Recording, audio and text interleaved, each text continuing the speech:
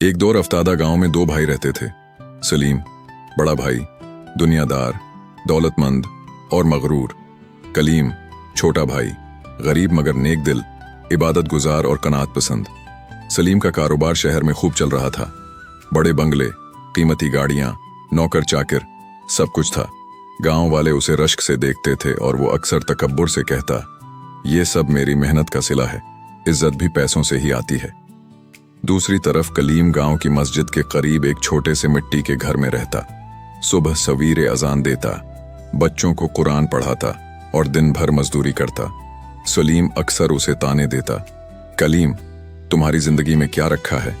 न अच्छा लिबास, न पैसे, न मकाम, आखिर तुम्हें कौन पूछता है? कलीम हमेशा मुस्कुराकर जवाब देता, भाईजान, जो इज्जत अल्लाह देता है वही असल इज्जत होती है। इंसान की इज्जत किरदार से होती है, दौलत से नहीं। दूसरा हिस्सा, आजमाइश और गुरूर। एक दिन सलीम ने गांव के लोगों के सामने अपने भाई को नीचा दिखाने की कोशिश की। एक दावत में सबके सामने उसने कहा, मेरे भाई को देखो, ये जाहिल मस्जिद का मिला, जिसके पास न इल्म है न दुनिया, सिर्फ नमाजें पढ़ने से इज्जत नहीं मिलती। कलीम खामोश रहा, मगर गांव के बुजुर्गों की नजरें शर्मंदा थीं। एक बूढ़े बुजुर्ग ने धीमी आवाज में कहा, बेटा सलीम, तुम्हारे पास दौलत है मगर तुम्हारे दिल में गुरूर है और अल्लाह को गुरूर पसंद नहीं। सलीम ने हुंसते हुए कहा, अल्लाह ने मुझे सब कुछ दिया है, अब और क्या चाहिए? इसी रात कलीम ने तहज्जुद में दुआ की, या अल्लाह मेरे भाई को हिदायत दे, उसे समझा दे कि इज्जत तेरे हाथ में है और गुरूर दिल को इंधा कर देता है। तीसरा हिस्सा, अल्लाह का निजाम। चंद हफ्ते बाद सलीम ने शहर में एक बड़ा सरमाया लगाया, एक नए बिजनेस में जो 100% मुनाफा देने वाला बताया गया था। उसने अपने कई लाख लगा दिए, मगर चंद महीनों में वो बिजनेस खत्म हो गया।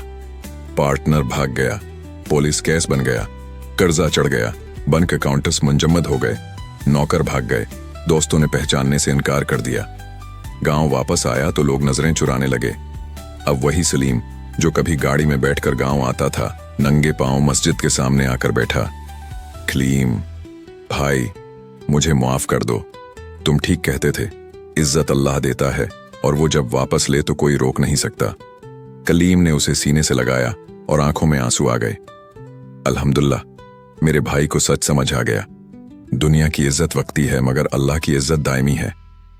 चौथा हिस्सा, नई जिंदगी। कलीम ने सलीम को मस्जिद में नमाज के लिए लाना शुरू किया। वो दोनों अब उठे कुरान की तलावत करते।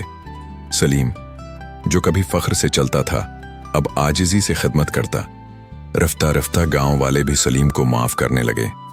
उसने कलीम के साथ मिलकर एक छोटा मदरसा तामीर करवाया ताकि गांव के बच्चों को दीन की तालीम दी जा सके। एक दिन गांव की जामा मस्जिद में इमाम साहब ने खतबा दिया, इज्जत और जलत सिर्फ अल्लाह के हाथ में है। जो इंसान को अल्लाह से जोड़ता है वही मुअज़्ज़िज़ होता है, चाहे उसके पास दुनिया की दौलत हो या ना हो। सलीम की आंखों से आंसू बहने लगे। वो जान चुका था कि असल दौलत ईमान और आजिज़ी है।